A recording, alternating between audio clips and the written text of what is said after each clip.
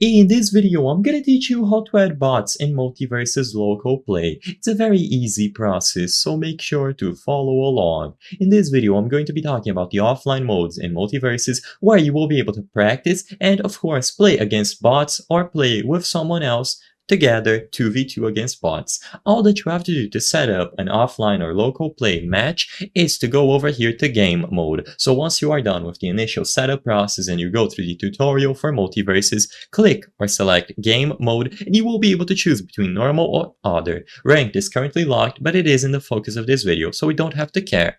Under other, first, if you go to training, you will load in immediately and you can add bots. All that you have to do is pause the game at any time. If you are on PC, press escape and the option to add a bot is going to be available immediately after going over to the paused window. So just go ahead and select add bot. Immediately someone will load in and you can change every single aspect. So you have the perks, you have the specific team that they are on, you can change the difficulty, and you can remove the bot if you wish. You can add handicaps or change the behavior as well.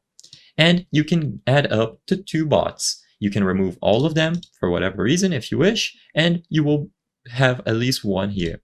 It is extremely simple and you can manage the amount of bots, change the fighter, and so on. It is very nice to do and you will be able to practice by yourself or just have a good time playing. You will reload in immediately with all the bots here.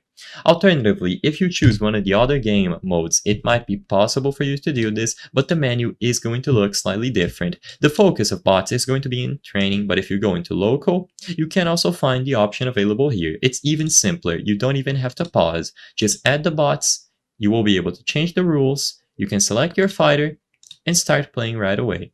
It is super simple and it's a nice way to get some local play in against bots if you aren't sure that you want to play with other people online.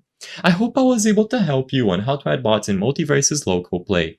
If this video helped you, please be sure to leave a like and subscribe for more very easy tips. Thank you for watching.